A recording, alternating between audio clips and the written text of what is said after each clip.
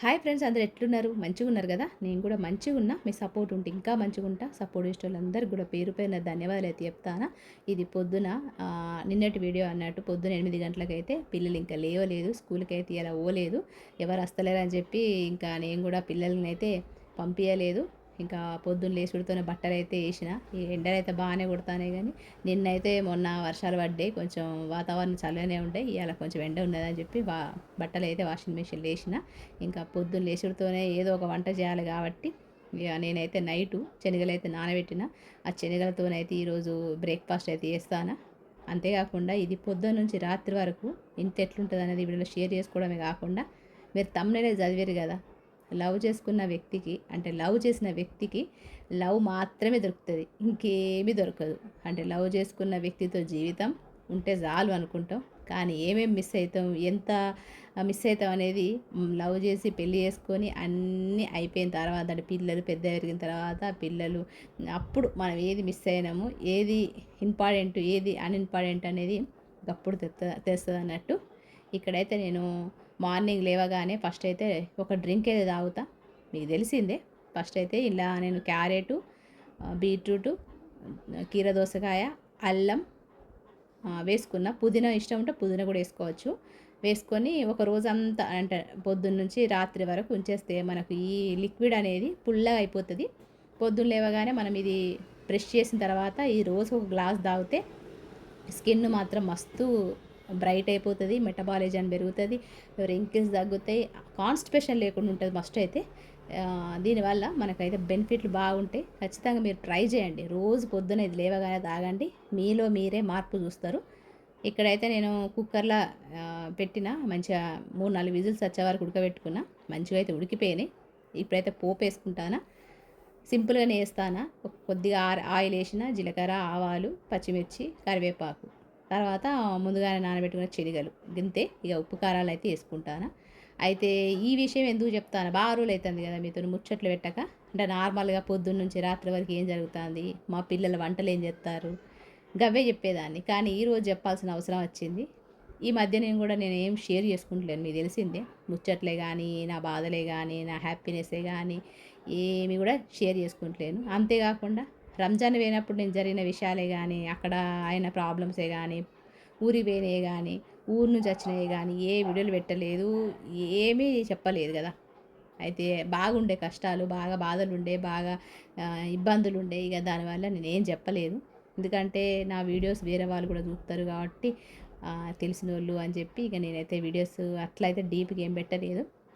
అందుకే అవి ఏం పెట్టకుండా పిల్లల వంటలు అవన్నీ ఇవి పెడతాను. ఇప్పుడైతే నేను మాటల వాడికి చెప్పడం మర్చిపోయినా. శనగలు వేసుకున్న, ఉప్పు, కారం, పసుపు, ధనియాల పౌడర్, జీలకర్ర పౌడర్ వేసుకున్న, కొద్దిగా వాటర్ పోసుకుని ఉడికించుకున్న వాటర్ వేసుకొని మంచిగా కలుపుకున్నా. ఇక గ్యాస్ అయితే ఆఫ్ చేసిన తర్వాత కట్ చేసుకున్న ఉల్లిపాయలు, కొత్తిమీర వేసుకున్నా. అంతే, సింపుల్గా అయిపోతుంది అన్నట్టు. నిమ్మకాయ రసం లేదు, నిమ్మకాయలు లేవు అన్నట్టు. ఉంటే మీరు నిమ్మకాయ రసం ఫైనల్లో వేసుకుంటే చట్పటా మంచిగా ఉంటుంది.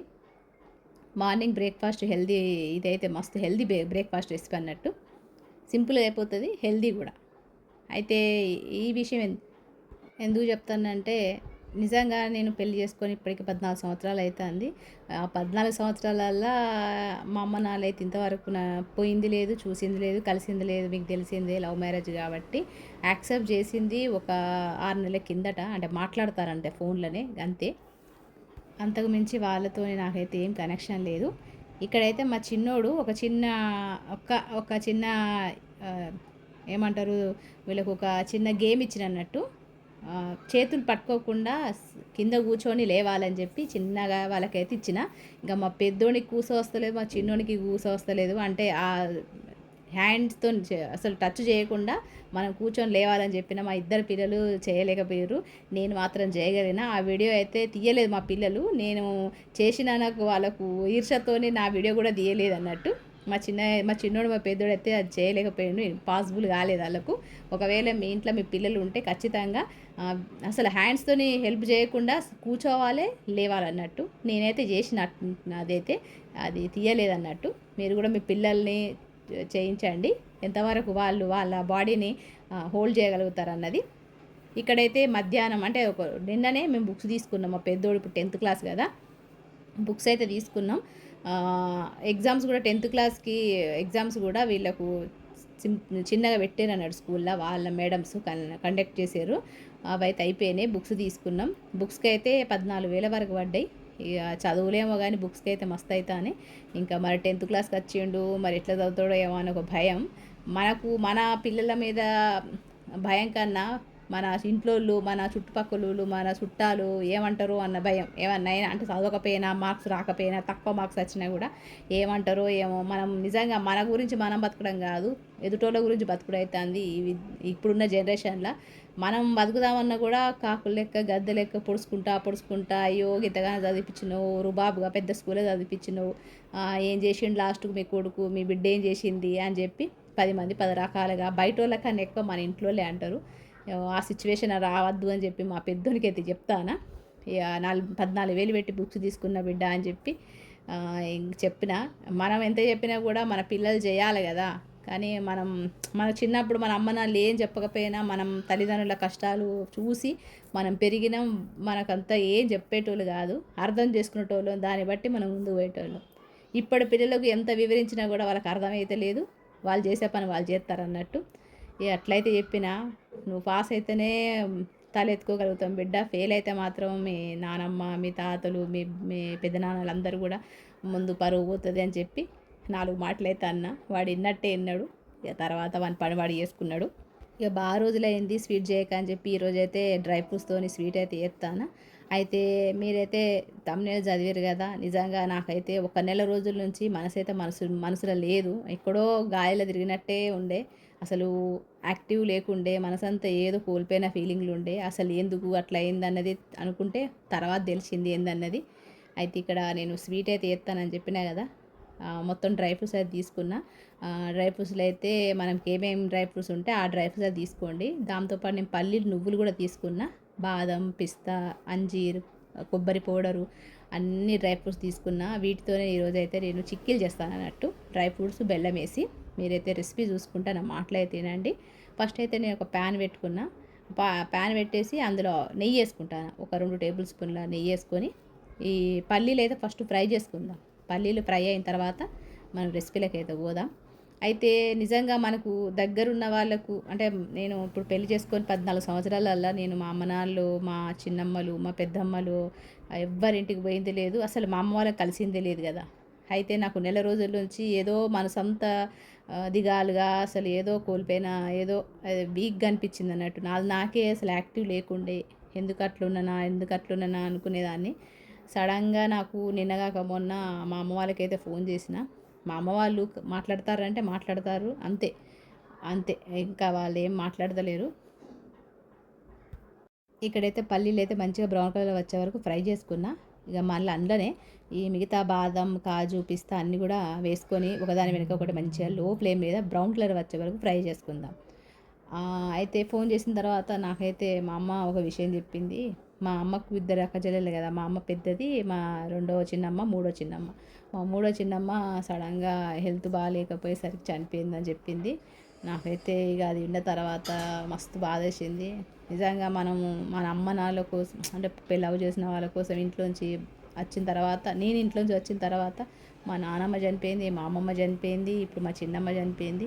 ఎవరు చనిపోయినా కూడా నాకు ఎవ్వరు కబురు చేయలేదు, నేను ఎవ్వరు చూడడానికి పోలేదు అనిపించింది. అంటే రేపు రోజున నాకే పరిస్థితి వచ్చినా కూడా వాళ్ళు నన్ను చూడడానికి రారు అని అనిపించింది. అట్లయితే అనిపించింది, మంచిగా అనిపించలేదు. నెల రోజుల నుంచి మనసంతా ఏదో అట్లా అనిపించింది. కానీ ఇట్లా అనేది నేను ఎప్పుడు ఆలోచించలేదు. అట్లయితే జరిగింది. ఇంకా దానివల్ల నాకు మూడ్ అంతా ఆఫ్ అయిపోయింది. అసలు ఇంట్రెస్ట్ లేకుండే. వీడియోస్ కూడా అంత ఏం పెట్టలేదు, షార్ట్ వీడియోస్ అయితే పెట్టేదాన్ని.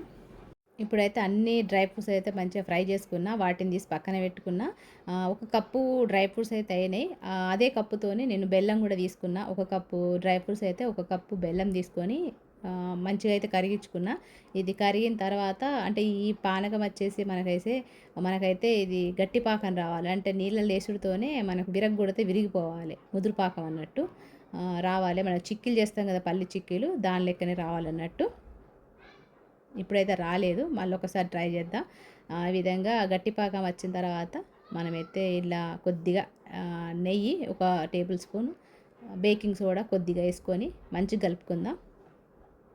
ఈ విధంగా వేసుకోవడం వల్ల అంటే బేకింగ్ సోడా వేసుకోవడం వల్ల ఇవి ఫ్లఫీగా మంచిగా తొందరగా నోట్లో వేసుకోగానే కరిగిపోయేలాగా వస్తాయి అన్నట్టు, లేకపోతే గట్టిగా అయిపోతాయి. ఈ విధంగా కలుపుకున్న తర్వాత మనం ముందుగానే ఫ్రై చేసుకున్నాం కదా డ్రై ఫ్రూట్స్, అవి కూడా ఇందులో వేసుకొని మంచిగా కలుపుకుందాం.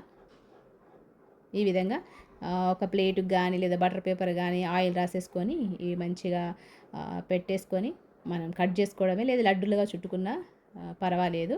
ఇప్పుడైతే నేను లాస్ట్లో కిస్మిస్ కూడా వేసుకున్నా, అవి అయితే ఫ్రై చేయలేదు, డైరెక్ట్ వేసిన. ఈ విధంగా కలుపుకోవాలి. అయితే ఇక మా అమ్మ అయితే అట్లా చెప్పింది, మా చిన్నమ్మ చనిపోయిందని చెప్పడంతో నాకు మంచిగా అనిపించలేదు. మా చిన్నమ్మతో నాకు ఎంతో ఉండే మెమోరీస్, అవన్నీ కూడా చిన్న వయసులో చనిపోయింది. కొంచెం ఆరోగ్యపరంగా హెల్త్ బాగాలేకపోయేసరికి చనిపోయిందట. ఇక మా అమ్మ కూడా ఏడ్చింది, నాకు మస్తు బాధ అనిపించింది.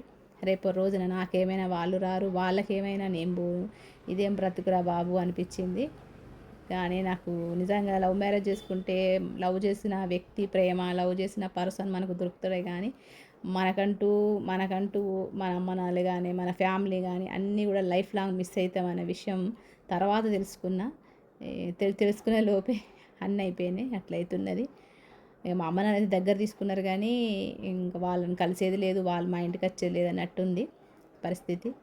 చూడాలి మరి బక్రీద్కి పోయినప్పుడన్నా మరి కలుస్తానో మాట్లాడుతానో, ఒకవేళ కలిస్తే ఖచ్చితంగా మీతో షేర్ చేసుకుంటా అవన్నీ కూడా.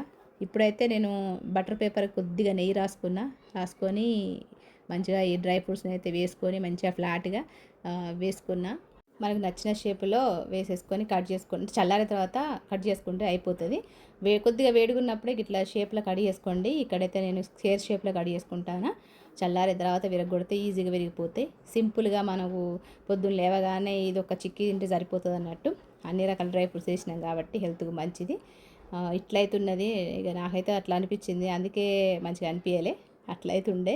ఇక్కడైతే సాయంత్రం అయింది. ఇక మా పిల్లలకు మా ఆయన అయితే సమ్మర్ వచ్చింది కదా, తోషకు బెడ్ ఉంది, అది బయట ఆరేయి అందులో బారులు అవుతుంది అని చెప్పి ఇట్లయితే పిల్లలు అంటే బెడ్ మీదేసి కొట్టిపిస్తాడు. మా చిన్నోడైతే మస్తు కొడతాడు. మా పెద్దోడైతే అంత లావుగా ఉంటాడు, కానీ మా చిన్నోనికి అంత బలం కూడా మా పెద్దోనికి లేదు. మా చిన్నోడైతే ఫాస్ట్ కొట్టేసిండు, కానీ మా పెద్దోడైతే మస్తు లేజీగా లేవడం కొట్టడం అయితే చేసిండు ఇద్దరు. ఇంకా నన్నైతే నేను కొడతా అంటే అద్దన్నారు.